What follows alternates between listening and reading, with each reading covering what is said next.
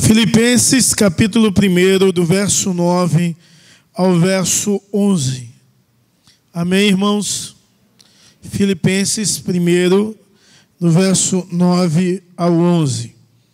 Diz assim a palavra de Deus: e também faço esta oração, que o vosso amor aumente mais e mais em pleno conhecimento e de toda a percepção, para aprovardes as coisas excelentes e serdes sinceros e inculpáveis para o dia de Cristo, cheios do fruto de justiça, o qual é mediante Jesus Cristo, para a glória e louvor de Deus. Amém? Que o Senhor dos nossos corações aplique a porção da palavra lida em nome de Jesus e para a glória do Senhor. Vamos fazer mais uma oração? Grandioso Deus, nós te louvamos pela tua palavra. A tua palavra é viva e eficaz. E queremos te pedir, ó Deus, que o Senhor fale aos nossos corações para a glória, louvor, adoração e magnificação do teu poderoso nome.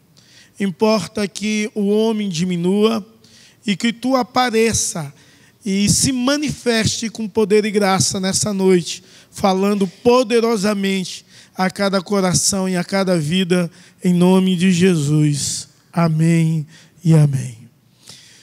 Amados, a primeira igreja na Europa foi a igreja em Filipos. Essa cidade foi fundada pelo pai de Alexandre o Grande, e ela é uma cidade com a cultura grega, mas a língua era uma língua falada lá, era latim. E o apóstolo Paulo foi impulsionado por Deus a ir para essa cidade e pregar o evangelho nessa cidade. E Deus abençoou e plantou uma igreja ali nessa cidade. Uma igreja magnífica, irmãos. Quando você lê o capítulo 1, do verso 3 ao verso 8, você vê o apóstolo Paulo agradecendo a Deus pela vida dos irmãos dessa igreja. Pessoas que contribuíram de uma forma muito especial para que Deus pudesse abençoar a vida de Paulo, o seu ministério. Essa igreja sustentou Paulo durante muitos anos da sua vida. Alguns membros dessa igreja, posteriormente, quando Paulo saiu de lá, não conhecia Paulo e ainda contribuía com Paulo nessa empreitada para a glória e louvor do reino de Deus. Quando eu li essa gratidão de Paulo a alguns irmãos, alguns desses que ele não conhecia, eu me lembrei de uma situação. Quando eu fui para o seminário, eu fui pregar em uma igreja presbiteriana lá, que não era a que eu estava trabalhando, e encontrei um homem que ouviu o sermão inteiro, e acabou o sermão, ele me perguntou assim: você é seminarista de que ano? E eu disse: do 1º ano. Ele diz: eu quero dizer para você que qualquer coisa que você precisar aqui, eu irei suprir. Eu não irei ofertar mensalmente a sua vida, mas eu quero acompanhar a sua família. E todas as vezes que você precisar de alguma coisa, eu vou estar presente para ajudar. Eu nunca tinha visto aquele cara. Nem mais branco, nem mais preto, nem mais magro, nem mais gordo. E eu fiquei admirado de como é que uma pessoa faz um negócio desse com um desconhecido. E após a pregação, ele levou para a gente comer uma pizza, e quase 2 vezes no mês ele pegava a minha família para jantar uma pizza após do culto, e algumas vezes levava algumas coisas para nós que nos deixava assim, surpreso da bondade de Deus e do amor de Deus em agir e usar alguém do qual nós não conhecíamos, que se tornou um grande parceiro, um grande amigo naquela caminhada. E olhando para esse texto, eu fico vendo o quanto o coração do apóstolo Paulo é agradecido Porque Deus levanta homens e mulheres na igreja de Filipos, pessoas com um coração voluntário, com amor, com uma cooperação imensa no Evangelho e disposição no reino de Deus, e entende que o Evangelho e o reino de Deus tem de ir avante e tem de ser abençoado para a glória, louvor, adoração e magnificação do Senhor e Salvador Jesus Cristo. Eu quero meditar ao meu e ao seu coração sobre o seguinte tema: uma oração para os nossos dias. A oração que o apóstolo Paulo faz pela igreja de Filipos é uma oração magnífica, é uma oração que deve ser expressada por todos nós. Todos nós deveríamos orar colocando diante de Deus pelo menos esses 4 pedidos que ele cita aqui nesse texto, de uma forma bem clara, para a glória, louvor e adoração do Senhor e Salvador Jesus Cristo. Meus amados, algumas vezes nós não oramos pelo crescimento espiritual.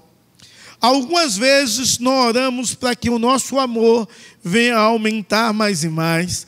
Algumas vezes não oramos para que Deus venha nos dar discernimento no momento de escolha.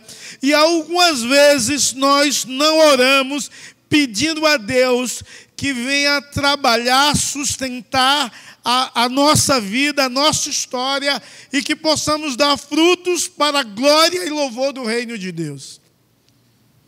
Pouquíssimas vezes alguém ora assim: Senhor, aumente mais o meu amor. Senhor, que eu venha dar mais frutos de justiça. Eu sei que muita gente ora dizendo: me usa, Senhor. E é bonita essa oração, mas poucas pessoas oram no sentido de dizer: Senhor, que os meus frutos de justiça venham aparecer cada vez mais e me ajuda a tomar decisões centradas e assertivas da vida. E essa oração é uma oração para os nossos dias, porque nunca como antes precisamos tomar decisões assertivas para a glória e louvor, a adoração e exaltação do nosso poderoso e Senhor Salvador Jesus Cristo. O primeiro ponto dessa oração é uma experiência completa de amor. O apóstolo Paulo ora para que essa igreja em Filipos, ela possa ter uma experiência completa no amor de Deus. Nós sabemos que amar a Deus e amar ao próximo é um mandamento de Deus, mas poucas vezes obedecemos esse mandamento e poucas vezes oramos para que esse amor cresça mais e mais. E a oração aqui é que o amor, verso 9, aumente mais e mais, para que o nosso amor por Deus ou pelo próximo venha a ser cada vez mais aumentado, cada vez maior. Ele queria que o povo tivesse um amor mais amplo por Deus, e ele queria que o povo tivesse um amor mais completo por Deus. Essa era a ideia de um amor assim, mas ele diz que esse amor é alicerçado no pleno conhecimento da verdade. E esse pleno conhecimento da verdade, a tradução do conhecimento, é a ideia de um amor íntimo, um amor relacional, um amor ligado a Deus e à vontade de Deus. Então o apóstolo Paulo queria que eles tivessem amor mais amplo por Deus, para que pudessem abraçar mais o reino de Deus. Para que aquela igreja não só abraçasse o ministério de Paulo, mas pudesse abraçar mais o reino de Deus na sua totalidade. E o reino de Deus é muito grande. O reino de Deus não é só a igreja presbiteriana. E o reino de Deus não era só Paulo. Então a vontade do apóstolo Paulo, aquela igreja pobre, que a igreja de Filipos era uma igreja pobre, mas uma igreja que ofertava missões, que se preocupava com o reino de Deus, pudesse aumentar o amor mais amplo por Deus, para que eles pudessem abraçar mais o reino de Deus. Ou seja, a oração é: Senhor, que o Senhor venha colocar mais amor no coração desse povo, para que eles possam ir mais avante, para que eles possam alcançar mais outras pessoas, eles possam contribuir mais, eles possam se dedicar mais, em nome de Jesus. Paulo queria que eles tivessem um amor mais completo por Deus, para que eles vivessem mais a vontade de Deus. E, na verdade, o aumentar do amor aqui seria a base da vida cristã. Porque se eles tivessem mais amor, eles iam se preocupar mais com o próximo, mais com o reino de Deus. Se eles tivessem mais amor, eles iam se preocupar mais em fazer a vontade de Deus do que a sua própria vontade. Então, o conhecimento aqui que ele cita, que o vosso amor aumente mais e mais, em pleno conhecimento, em toda a percepção. A ideia é que um amor profundo e alicerçado na verdade de Deus e em Cristo. Meus amados irmãos, precisamos orar assim, que o Senhor possa despertar as nossas vidas e os nossos corações, para abraçarmos mais o reino de Deus, já que somos embaixadores desse reino. Precisamos de mais amor para vivermos mais a vontade de Deus e desviarmos cada vez mais dos nossos desejos, anseios, para que Deus seja tudo em todos, para que Deus seja tudo na minha vida e as demais coisas sejam periféricas. Precisamos que o amor aumente mais e mais. A oração do apóstolo Paulo não é só para que o amor aumente mais e mais, mas a oração dele é para que essa igreja tenha uma avaliação criteriosa da sua vida. Essa igreja possa continuamente analisar a sua vida em todas as esferas. Verso 10 diz assim: para provardes as coisas excelentes e serdes sinceros, inculpáveis para o dia de Cristo. É interessante que o apóstolo Paulo ora para que essa igreja tenha critério na avaliação de sua vida. Você tem avaliado a sua vida? Como está você espiritualmente? Você está bem? Mais ou menos? Talvez você nunca faz esse exercício de avaliar como você está. Como está a sua relação com Deus? E a ideia é que eles tivessem um critério de avaliar como ele se encontrava, para que eles pudessem aprovar as coisas excelentes. Ou seja, para que eles pudessem tomar decisões diárias assertivas da vontade de Deus. E aqui, decisões excelentes, a ideia que o apóstolo Paulo traz, não é a ideia de tomar uma decisão do bem e o mal, ou do certo ou do errado, não. A ideia aqui é de tomar decisões do bom e do melhor, para experimentar o que é excelente. Decidir na sua vida, não só pelo bom, mas pelo que é excelente aos olhos de Deus. E algumas vezes nós somos medianos e rasos.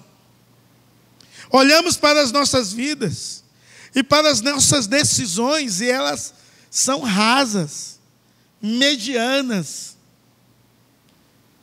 simplórias. Infelizmente, precisamos aprender a discernir o que é bom, mas o que é excelente. E Deus deseja que você não seja um crente bom. Deus deseja que as suas decisões não sejam tão somente boas. Deus deseja que você seja um crente excelente, A excelência é melhor que bom. Deus deseja que as suas decisões sejam excelentes. Então, nessa escolha entre o bom e o excelente, aquela igreja pobre, mais doada, ela precisava escolher o excelente. Eles tinham de ter critério de avaliação da sua vida, de suas ações e de suas decisões contínuas e diárias. E é interessante que a palavra grega para a tradução de excelente são literalmente coisas opostas ou contraditórias à outra. Tinha de escolher o máximo possível ou a contramão da sociedade ou diferir totalmente do que a sociedade queria. Então Paulo ora pelos cristãos de Filipos para que eles pudessem aplicar testes espirituais em suas atitudes e em suas decisões. E aí no verso 10 ele diz: sede sinceros. E a palavra sinceros no grego, a tradução literal é teste de luz, ou teste do sol. Deveria ser passado pelo teste do sol, pelo crivo solar, pelo ardor do sol. Mas, com certeza, há uma outra expressão latina que possivelmente havia no coração do apóstolo Paulo a intenção da palavra sincera no latim, que aí é sincera, a tradução literal. E a ideia sincera era que os vendedores de vasos caríssimos, eles vendiam vasos, e quando os vasos rachavam, eles passavam cera no vaso, e o vaso começava a brilhar, e as pessoas não encontravam a rachadura, a não ser se fizesse o teste do sol. Virasse a boca do jarro em direção ao sol, e aí ia haver as fissuras no jarro. Então o apóstolo Paulo, naquela cidade que vendia muitos jarros, sabia que o povo dizia: compre jarros sem cera. O meu jarro é jarro sem cera. Eles falavam em latim, em Filipos. E aqui ele pede que nessa avaliação pessoal, o povo de Deus seja sem cera, ou seja, sem maquiagem. Não possa viver de aparência, não possa fingir ser algo que não é. E as suas decisões diárias vai refletir exatamente quem você é. Se você decide pelo bom ou pelo excelente. E aqui a ideia não é ideia de ruim, é de bom e excelente. E tem muita gente que usa máscaras, vem para a igreja e diz: agora sou crente, estou aqui na igreja, sou crente, vou levantar a minha voz em louvor, levantar os meus braços, fechar os meus olhos, eu vou glorificar a Deus, para que o irmão veja e ache em mim um crente sincero, cheio de cera, cheio de maquiagem, cheio de fingimento. Então a oração de Paulo é para que aqueles irmãos avaliassem a vida deles e vê se há falsidade na vida dele. Se havia maquiagem, se havia hipocrisia em suas vidas. Então a ideia que ele ora é para que eles possam experimentar e tomar decisões de forma assertivas pelo excelente, e que eles pudessem ser sinceros e indesculpáveis diante de Deus. A ideia também de sincera ou sincero é uma ideia de pureza.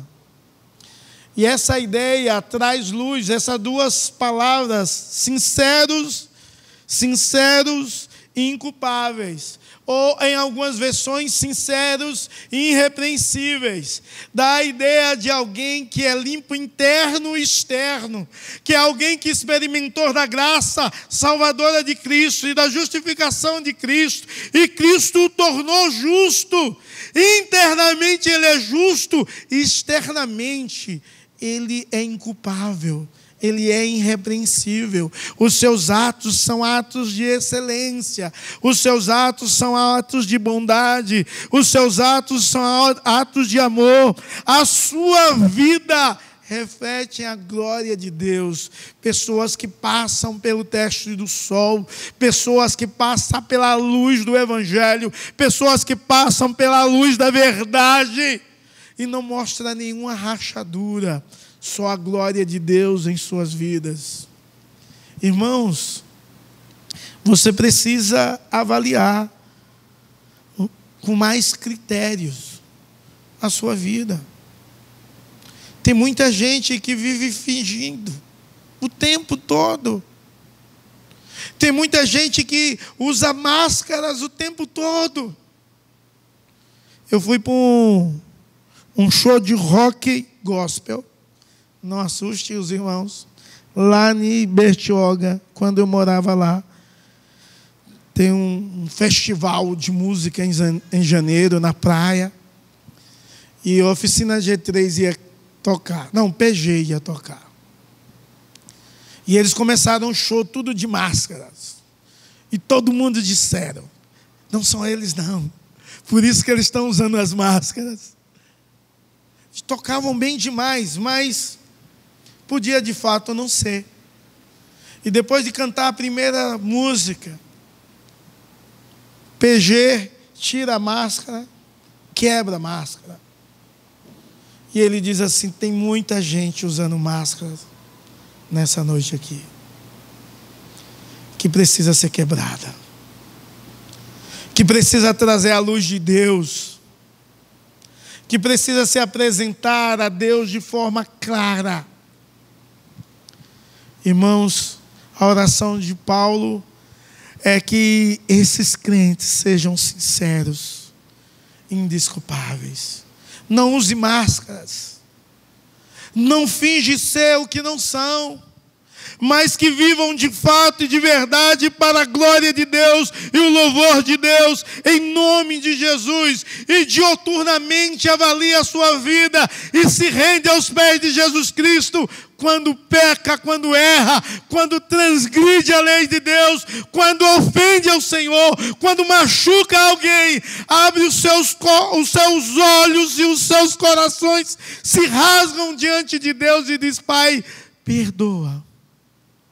Quando tem sinceridade do marido falar para a mulher, olha, eu errei com você, do pai falar com o filho, eu errei. Quando há humildade dos líderes reconhecerem os seus erros, sejam sinceros. Então a oração do apóstolo Paulo é uma oração para os nossos dias, porque nós precisamos cada vez mais sermos sinceros. E muitas vezes não somos. Porque algumas vezes queremos sair bem na fita. Porque algumas vezes nos preocupamos com o que o outro pensa. E nem ligamos para o que Deus pensa. Precisamos ser sinceros. Irrepreensíveis. Diante de Deus que nos chama e que nos justifica. E a ideia do apóstolo Paulo é que não só um momento, mas que sejam sinceros e irrepreensíveis, segundo o verso 10, para o dia de Cristo. Para a volta de Cristo. Para que você possa entrar com Cristo na bolda do Cordeiro. Que você viva uma vida sincera e irrepreensível diante de Deus até a sua volta. E lá você será totalmente aperfeiçoado e perfeito. Algumas vezes somos loucos como aquelas virgens, loucas, nécias, que desperdiçamos as nossas vidas com coisas triviais e não nos importamos com o amor de Deus, com a verdade de Deus, com a palavra de Deus, nem com o reino de Deus. E fingimos ser o que não somos. No dia da volta de Cristo, ele diz: apartai-vos de mim, maldito, porque eu não vos conheço. Mas os sinceros que abrem o seu coração e confessam a Ele os seus pecados, reconhecem as suas limitações e a sua necessidade de Deus, esses são justificados em Deus. Muitas vezes nós somos hipócritas e arrotamos coisas e falamos coisas das quais nunca deveríamos falar. A oração de Paulo é para que essa igreja possa experimentar plenamente a santificação por Deus. De forma extraordinária, eles possam experimentar essa santificação, que é só Deus que faz, e Ele entende isso de forma absoluta. O verso 10 diz: seja frutos de cheio de justiça. Verso 11: a qual é mediante Jesus Cristo, para a glória e louvor de Deus. A ideia do apóstolo Paulo é que a igreja pudesse experimentar a santificação para a volta de Cristo, para que pudesse entrar no reino de Deus pelas portas, entendendo que fora ficam os cães, os feiticeiros, os assassinos, os idólatras e todo que praticam a mentira. Apocalipse 22 diz isso. Precisamos compreender que o nosso Deus é um Deus da verdade e da sinceridade. E em quarto lugar, ele ora para que a igreja possa trabalhar e depender de Deus, para que a igreja possa dar sempre frutos, dando sempre frutos, sabendo de onde vêm os frutos e sabendo qual o propósito da vida. E o verso 11 diz isso: frutos de justiça. Ou seja, isso significa que as nossas mãos devem ser empregadas no serviço de Deus de forma feliz, contente e alegre, em servirmos ao Senhor e servirmos com alegria. Nossos lábios devem prestar testemunho feliz da bondade de Deus. Nossos pés devem exultar em fazer e em servir a tarefa de Deus.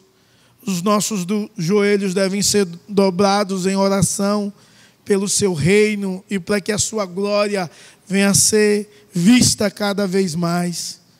Nossa família deveria refletir mais a Deus quando entendemos que os nossos frutos de justiça é trabalho dos quais eu e você devemos dar e servir ao reino de Deus.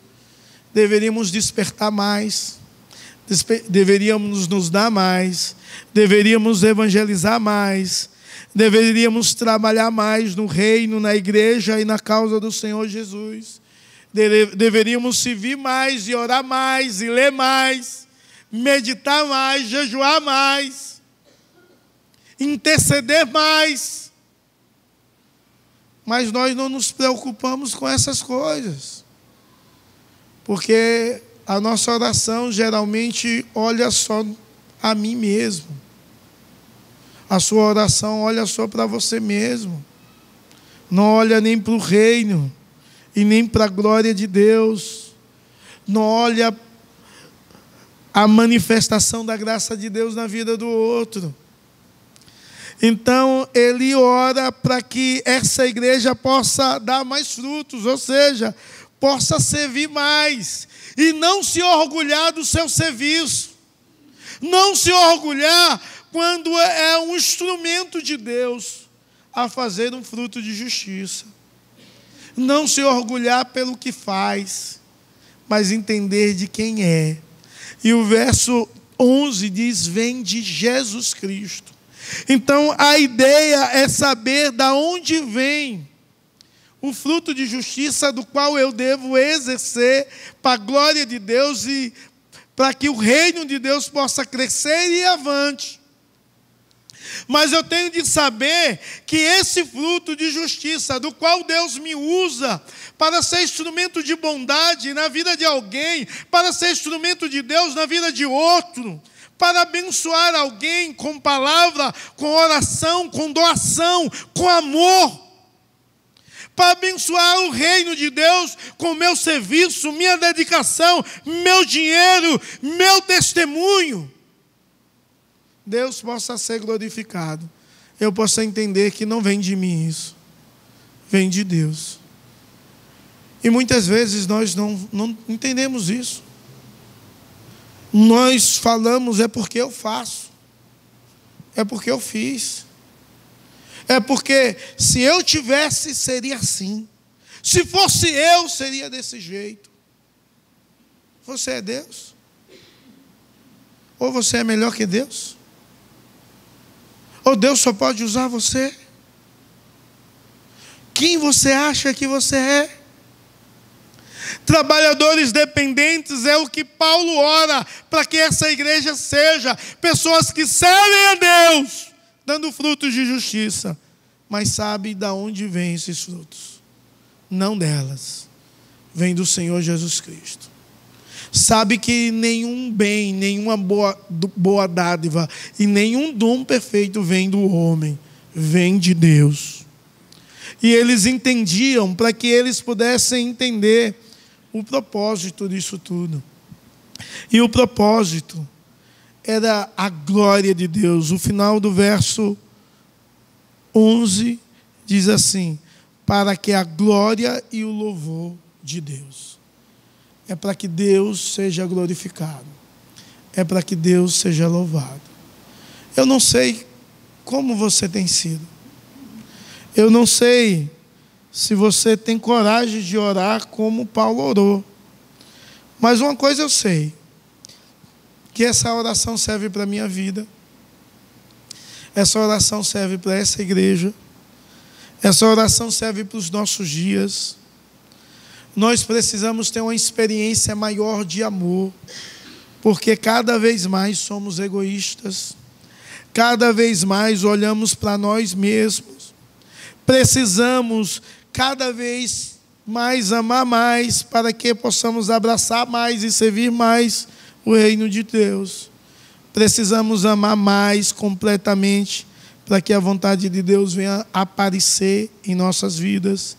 Precisamos fazer autoavaliação com mais critério, não só do que é certo e do que é errado, mas do que é bom e do que é excelente. E é diferente o bom do excelente. E o excelente são os projetos de Deus para a nossa vida. Precisamos entender mais que Deus é que nos santifica. Então poderíamos dizer com todo o nosso ardor do nosso coração que nós somos santificados em Deus, mas o nosso Deus deseja que sejamos irrepreensíveis e sinceros, internamente e externamente. Ele deseja que eu possa e você possa ser um trabalhador que depende dele. Não depende de igreja, mas vivemos em comunidade. Não depende de o reconhecimento da igreja para servir, trabalha. Não depende do reconhecimento dos homens, nem do pastor, mas é um trabalhador que depende tão somente de Deus. E apresenta as suas mãos como serviço feliz a Deus, os seus lábios como testemunho feliz, os seus pés como alguém que executa a tarefa feliz, e os seus joelhos que se dobram em oração ao reino de Deus.